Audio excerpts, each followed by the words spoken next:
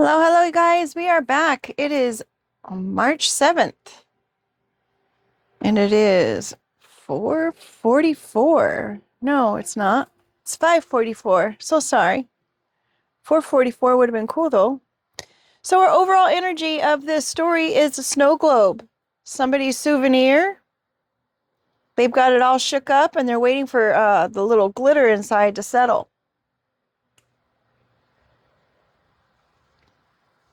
Then we'll really be able to see what's going on. We've got the first lineup here. We've got the empty pup bowl.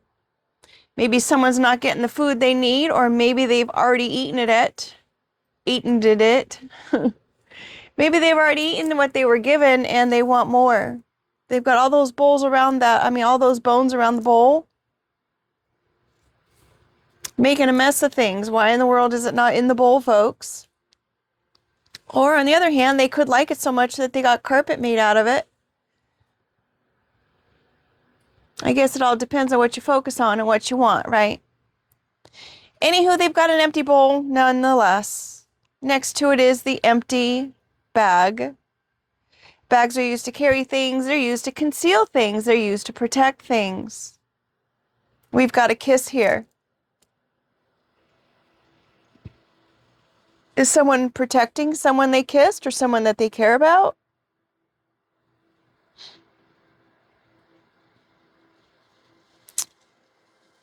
Is someone concealing that there was a kiss?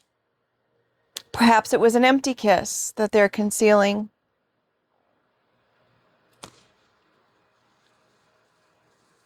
We've got this loaf, and then we've got this bread. A whole bunch of pieces create a loaf, but bread alone, whether it's one piece or the whole container, is still bread, right?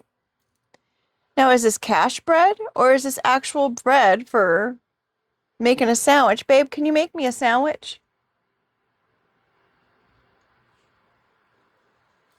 Someone's connecting the dots on this.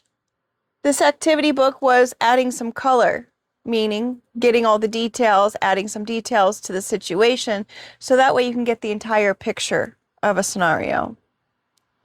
So not only is it adding some color, but we're also connecting the dots. It's a dot to dot. Someone's connecting the dots to this hospital.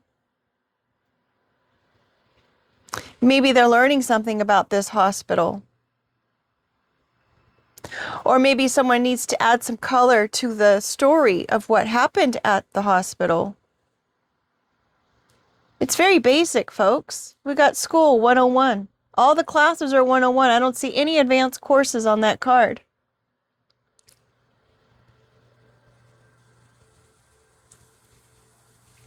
But someone has the information. Somebody knows what happened. The parentheses card is an interruption of thought, more information, extra information to put beside. All right, well, that fits in nicely. Then we've got the campgrounds. Now, did someone go camping? Did they go take some time off alone, since we mentioned that single slice of bread? Maybe someone wanted to loaf around, take some time to do a little bit of recuperating at the hospital. Maybe they were ill and they needed a break at the hospital. They worked on some hobbies or some art. But ultimately, they ended up at the campgrounds, whether this is alone or they've got a group considered their camp. We've got props here and a resurrection of someone's projections. Maybe they took it back to the camp and now they're go ahead and they're supporting their story and their dramatic experience with the resurrection of what they had projected on someone else once upon a time.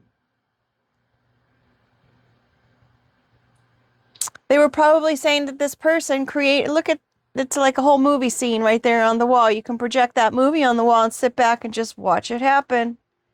It's all coming back, folks. This is our flower 32,000 years ago. They found some seeds from what a squirrel hoarded, buried, collected, prepared itself for. Didn't realize that big old frost was coming, but now that it's all melting away and exposing everything that's been taken and buried and hidden, we've got this flower that's back with us again.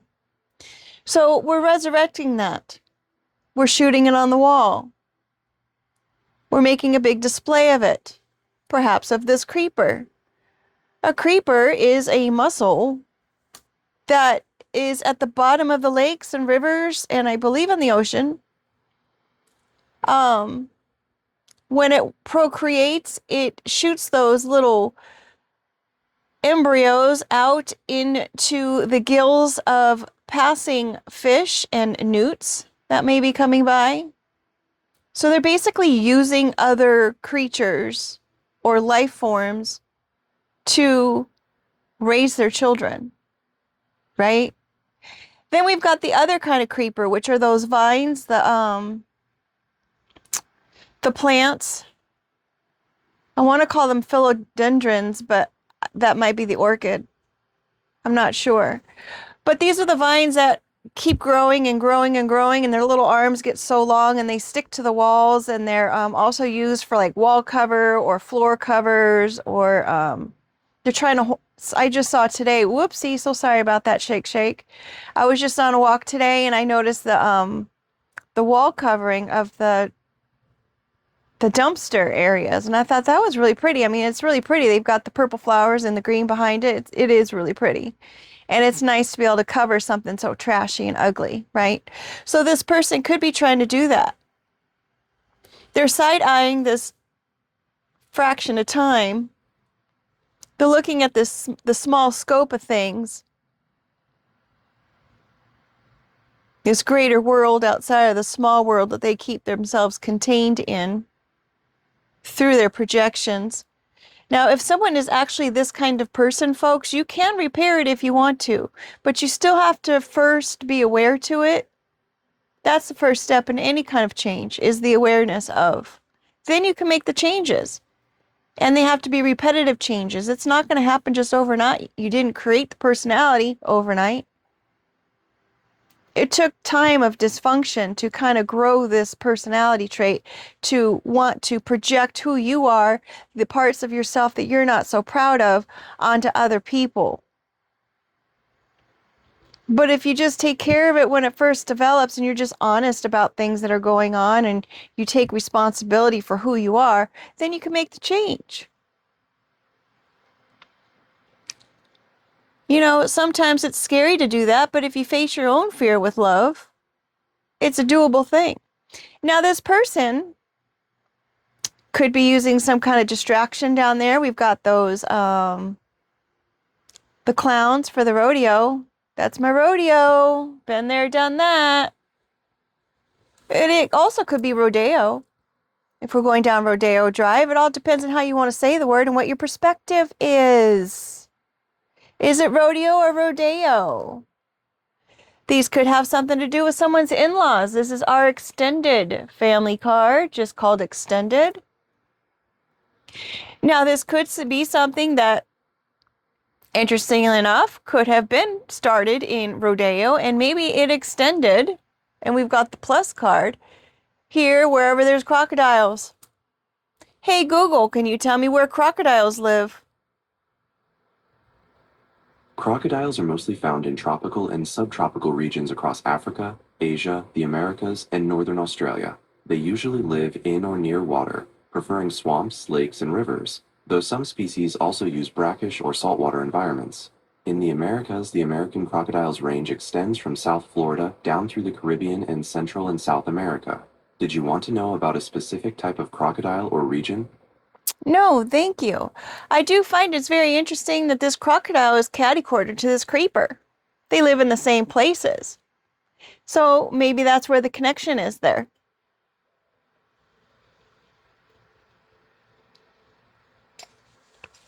Now,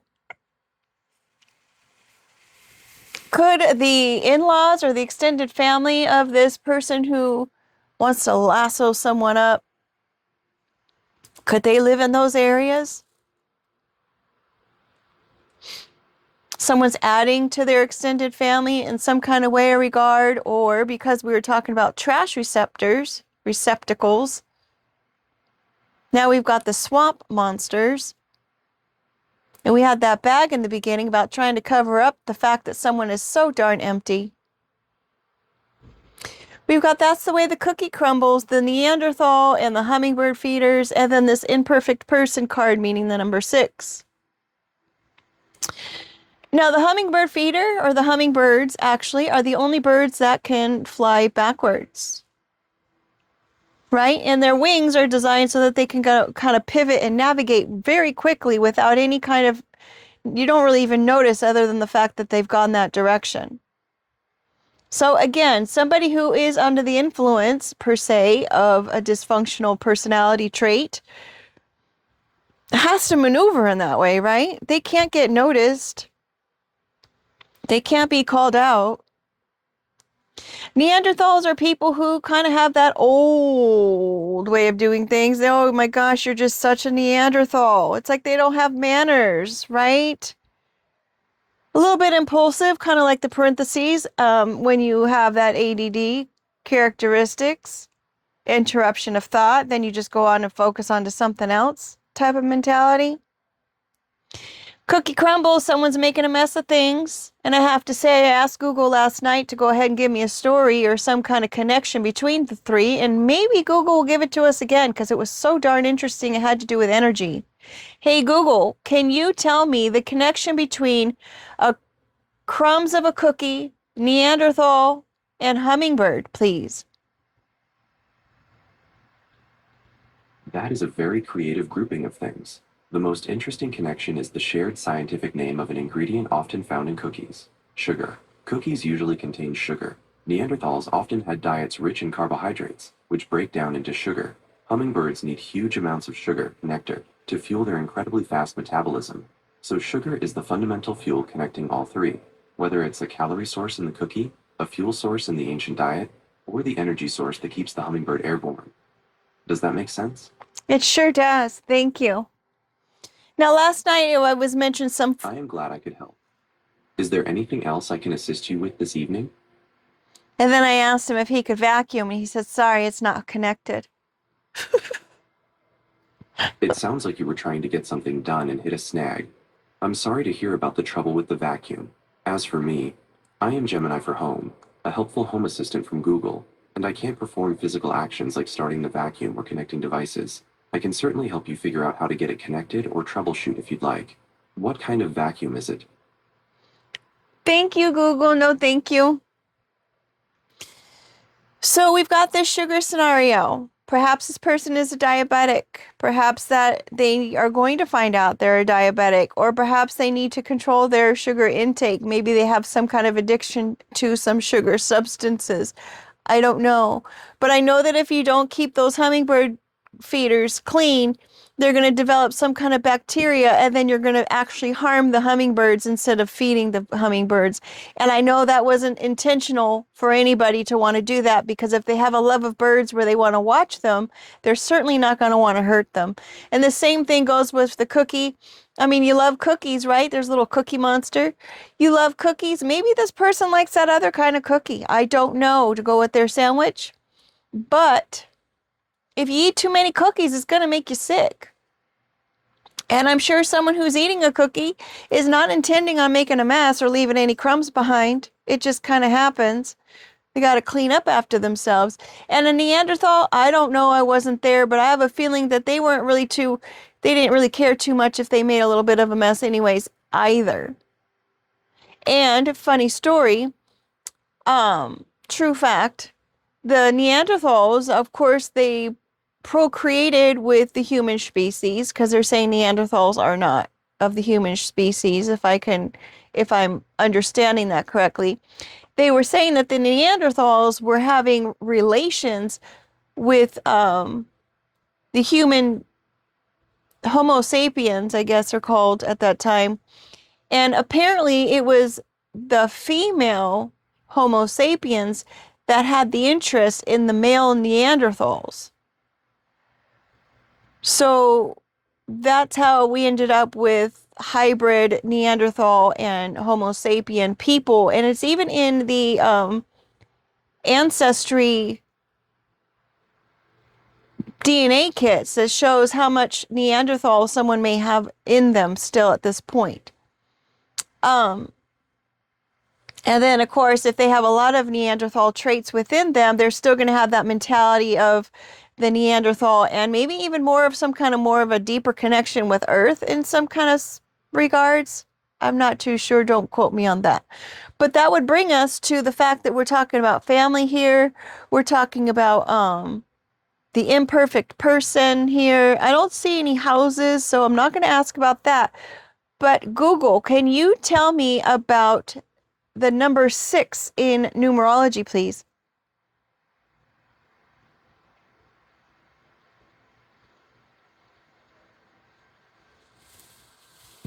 Hey Google, are you mad at me? Can you tell me about the number 6 in numerology, please?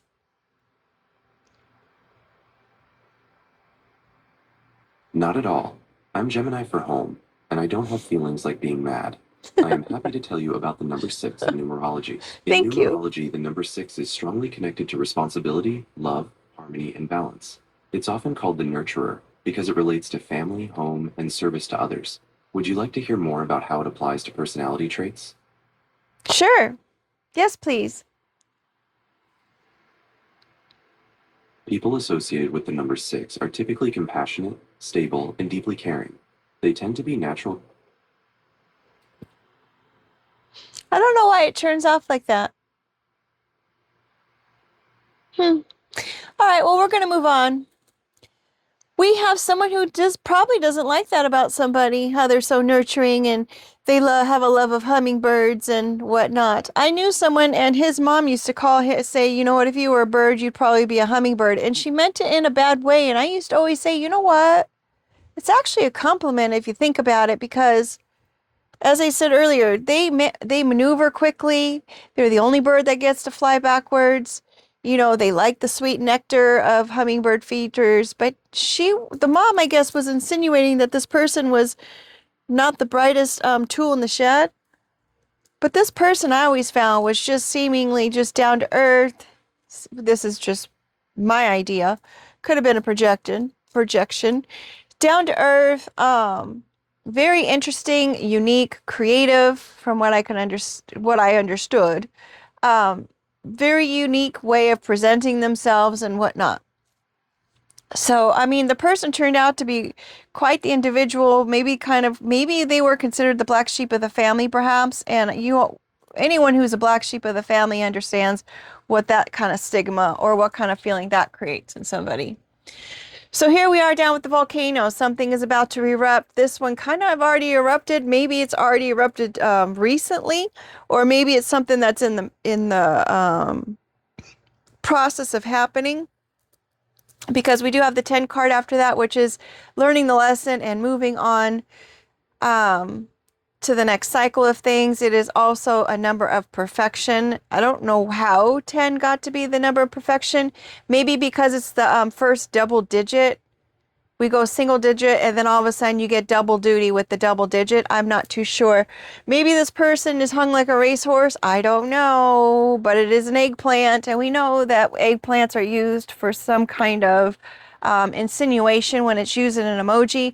But what I found interesting is that this was, and I'm going to say it every story every time I see it, this eggplant is actually a fruit, which I find interesting that it's called an eggplant because an egg is a protein, which maybe is what makes it so deceiving for people when they look at it, because I assumed it's used as a protein, like to replace meats and whatnot. So I had assumed that it was a protein. I didn't realize that it was actually a fruit. And to even throw more interest to that, the eggplant is also a berry because it's grown from the ovaries of the flower. I thought that was pretty cool. Cool information. We are moving on to this copycat, the doppelganger. Someone wants to be just like someone else. This copycat, though, the one that tries to act like the other person, maybe this eggplant is really interested in this person. Maybe this person's integrity is questionable. This sign says integrity for sale, and it's been sold, folks. Sold to the highest bidder. I don't, in my mind, I'm like thinking maybe it wasn't even to the highest bidder. Maybe it was for a little cookie. I don't know. I wasn't there. A cookie for someone who's a little bit of a creeper who was creeping outside of their relationship, maybe. Maybe they were looking for something to do. I don't know. But their integrity was followed by this peace card, the number 12, which is also the number of people on a jury if you're not counting the alternates on the jury. It is 2 more than the 10, of course, if we're doing the whole math thing there, which means it's not a perfect number, even though it is double our family. We've got our 6 here. I would think it's just double the love, right? Someone is wanting to have a peace. Someone might be trying to bring out the olive branch to ask for some kind of peace. Stay positive about the future events. Be confident in your abilities and your skills. You need to focus more on your personal things, and then true love will come through. It's a unit of organization. It's the 12 zodiac signs, the 12 apostles, the 12 sons of Jacob. The 12 sons, oh, we already did that. The 12 tribes of Israel. 12 inches makes a foot. The cosmic order of things, the entirety things of God's will. So this person, after experiencing all of that, could have an empty nest now. Maybe they got busted for all of the little creeping that they did, trying to get somebody's cookie and trying to find something to entertain themselves, and that probably ended them up in the hospital. You know, they're learning all this extra information over here about people in their camp, creating things behind the scenes there, resurrecting some kind of projection, trying to say someone was something that they weren't when it was actually them who was. So we've got this emptiness. Perhaps, unfortunately, someone lost their family. Or, if we want to look at positive, the way the card was saying, maybe someone's going to grow their family and they're preparing the spot for it. Maybe someone needs to make room in their household for another person. Not seeing an egg on the table. We had an egg in the last story, though. We do have that oyster over there, and maybe someone's going to put a little bit of some pearls in into their little nest. We've got the bag. Maybe we're going to put some pearls in the bag. Then we've got this boomerang, this empty nest boomerang. Maybe they wanted someone else to have an empty nest or to lose connection with their family, and it's happening to them now. Or if we're going to keep it positive, because this boomerang is underneath this family, the love and everything else, focusing your fears with love and all this other information and, you know, interruption of thought or whatnot. Maybe that's coming back to somebody, all this little sweetness, the nectar sweetness. But we've got it next to, the boomerang is next to the empty nest, and it's catty corner to that empty pup cup. So that's unfortunate.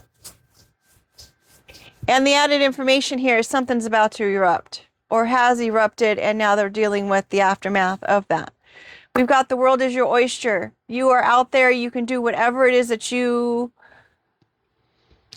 let's see, the opportunities are out there, and you can go towards whichever opportunity you feel is a good fit for you.